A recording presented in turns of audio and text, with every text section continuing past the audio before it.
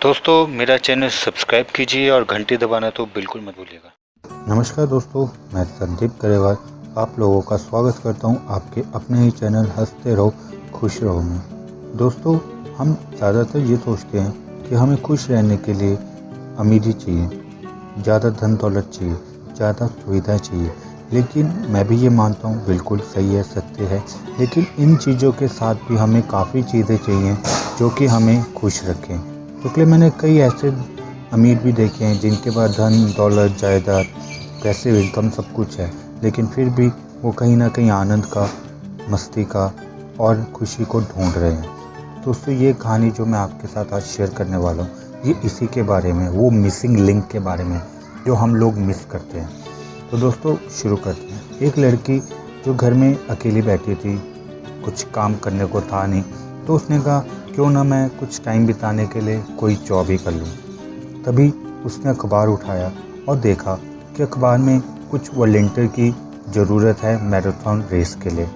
वो लड़की मैराथन जीत चुकी थी तो उसको कुछ अनुभव था, तो उसने कहा कि चलो इस चीज़ में मुझे अनुभव भी है तो मैं जाकर वॉलंटियर की जॉब के लिए अप्लाई कर देती हूँ।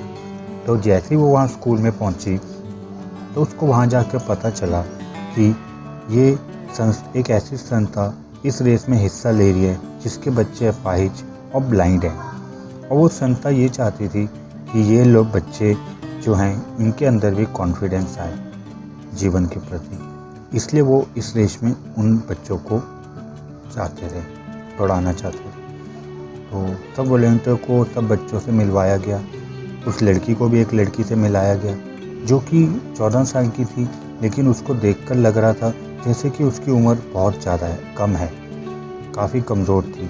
लेकिन जब मैं उससे मिली तो उसकी एक्साइटमेंट देखने लायक थी। वो इतनी एक्साइटेड थी कि उसने मुझसे मिलते ही मुझसे एक ही प्रश्न पूछा कि दीदी आपका फेवरेट हीरो कौन सा है। और वो इतनी उत्साहित थी रेस को लेकर कि जैसे कि उसको पता नहीं क्या मिल गया है। तो कुछ आधा एक घंटा हमने आपस में बातचीत करी और हम सारे वो लेटर बच्चों को लेकर रेस के मैदान में प्रैक्टिस के लिए चले गए। जब वहाँ हम प्रैक्टिस के लिए जाने लगे, पहुँच गए, तो वहाँ मुझे पता आया उस लड़की ने कि दीदी मैं ना यहाँ पहली बार दौड़ रही हूँ। तो मुझे बड़ी हैरानी हुई कि ये लड़की जो इतनी एक्साइटेड है, ज़िंदगी में कभी भागी नहीं, वो मैराथन में भागेगी।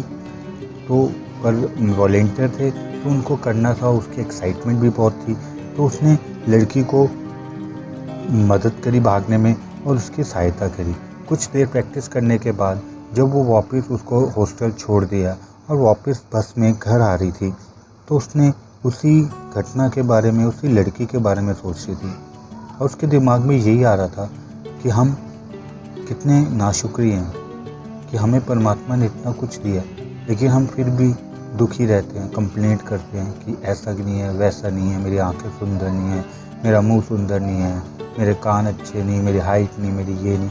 लेकिन वो लड़की जो देख नहीं सकती ठीक से, अपाहिज है, उसने अपनी परिस्थितियों के साथ समझौता कर लिया था और जीवन को इतने आनंद और उत्साह से जीती है जैसे कि परमात्मा से कोई शिकायत है ही नहीं उसे। वो पूरा रात उसके बारे में सोचती रही। सुबह 7 बजे सब अधिकारियों ने वॉलंटियर को दोबारा स्कूल में बुलाया था क्योंकि उस दिन रेस थी। वो भी मिलने के लिए, लड़की से मिलने के लिए इतनी एक्साइटेड थी कि वो 6 बजे ही तैयार हुई और वहाँ पहुँच गई। वहाँ जाके 10-15 मिनट उसने देखा तो वहाँ कोई भी नहीं था। उसने उस लड़की को ढूंढना चाहा लेकिन वो नहीं मिली। कुछ ही टाइम बाद उसने देखा कि कुछ बच्चे अधिकारियों के साथ मैदान में आ रहे हैं, उसमें वो लड़की भी थी। वो भागकर उस लड़की के पास गई और उसको कहा कि मैं तुम्हारे साथ कल रेस में भागी थी, तुम्हें प्रैक्टिस कराई थी। उस लड़की ने झट पहचान लिया मुझे और मुझसे बातें करने लगी और एक्साइटेड हो गई और पूछने लगी दीदी ये रेस कब शुरू होगी, दीदी ये दौड़ कब शुरू होगी। वो इतनी एक्साइटेड थी जैसे कि पता नहीं उसको जीवन में क्या खजाना मिल गया। तो ठीक है, वैसे ही रेस का दिन आया, समय आया और हम सब रेल ट्रैक पे आए और भागने के लिए तैयार रहे। और वो लड़की इतनी एक्साइटेड थी, भागने के लिए इतनी एक्साइटेड थी कि अगर मैंने उसका हाथ ना थामा होता तो वो शायद भाग लेती। तो जैसे ही भागने के लिए वो हुआ, सायरन बजा, वो हम भागने लगे और वो लड़की भी धीरे धीरे भागने लगी। और मैंने उसको पहले ही ये चीज़ समझा दी थी कि हम पहले धीरे धीरे भागेंगे, फिर हम धीरे धीरे स्पीड पकड़ेंगे। तो वो पहले ही ये चीज़ समझ चुकी थी। तो हम भागना शुरू किया और भी बच्चे भाग रहे थे और वो लड़की इतने एक्साइटेड थे कि वो अपने साथ साथ सबका हौसला भी बढ़ा रही थी कि दौड़ो दौड़ो, हम जीतेंगे, दौड़ो दौड़ो, भागो। और वो भाग रहे थे। भागते भागते रेस फिनिश हुई। वो लड़की ने मुझसे लड़की से सवाल पूछा कि दीदी, क्या मैं फर्स्ट आई हूँ? क्या मुझे मेडल मिलेगा? तो उस लड़की ने कहा, अवश्य तुम्हें मेडल ज़रूर मिलेगा। इतने कम उम्र में और इतने कमज़ोर शरीर के साथ तुमने 3 किलोमीटर की रेस पूरी की, इसके लिए तुम्हें मेडल अवश्य मिलेगा। तो वो उसको बोलने लगी, मेडल अवश्य मिलेगा। तो जैसे ही विजेताओं के नाम घोषित हुए तो वो 3rd नंबर पे आई थी। और जैसे ही वो 3rd नंबर पे आई थी, लेकिन उसके एक्साइटमेंट और उसका जो उत्साह था वो वैसे ही था जैसे फर्स्ट आने वाले अधिकारियों का था, रेस में बच्चों का था। तो वो फर्स्ट आई, वो फर्स्ट नहीं आई, लेकिन उसका उत्साह वैसे ही था जैसे रेस में वो फर्स्ट आई हो। वो इतने खुश, इतने एक्साइटेड कि जैसे कि जीवन में उसको पता नहीं क्या मिल गया।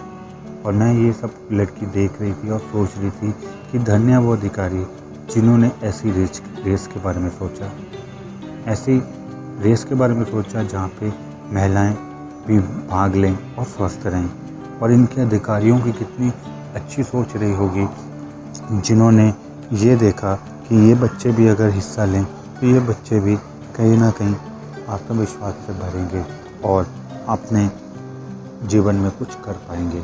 तो मैं धन्य हूँ ऐसे लोगों के साथ जो ऐसा सोचते हैं, दूसरों के बारे में सोचते हैं। और वो लड़की ने भी यही सोचा कि हम हमेशा अपने जीवन में अपने बारे में सोचते हैं, मेरा धन, मेरा परिवार, हम कभी समाज और दूसरों के बारे में तो सोचते ही। उस लड़की को इस रेस से ये सबक मिला कि हमें अपने साथ अपने बारे में तो सोचना चाहिए, लेकिन उसके साथ साथ हमें समाज और हमारे आसपास वाले लोगों की खुशियों के बारे में भी सोचना चाहिए। और वो तब से उसने डिसाइड किया मैं भी कुछ ऐसा करूँगी जो समाज के हित में हो, कुछ ऐसा करूँगी जो दूसरों के लिए फ़ायदेमंद हो, जो दूसरों को मदद कर सके, दूसरों की लाइफ आसान कर सके।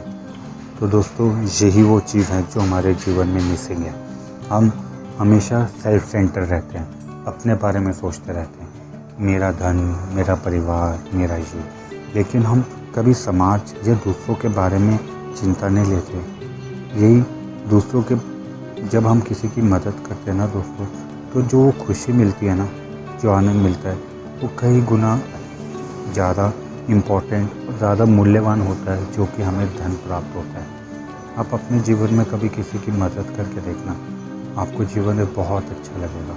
आपको ऐसा लगेगा जैसे कि पता नहीं जीवन में मेरे को पंख मिल गए हैं, आनंद मिलने लगा है। तो दोस्तों, यही वो चीज़ है जो मैं आपके साथ आज शेयर करना चाहता था कि अपने साथ साथ दूसरों के प्रति भी संवेदनशील रहें, दूसरों की भी मदद करें। जहाँ आप किसी की मदद कर सकते हैं वहाँ पे मुंह नाक ना चढ़ाएं। जितनी मदद किसी की कर सकते हैं मदद करिए। आप किसी की मदद करेंगे तो वक्त आने पे आपको भी मदद ज़रूर मिलेगी, अवश्य मिलेगी। आपके भीतर बैठे परमात्मा को प्रणाम, मेरा प्रणाम स्वीकार करें।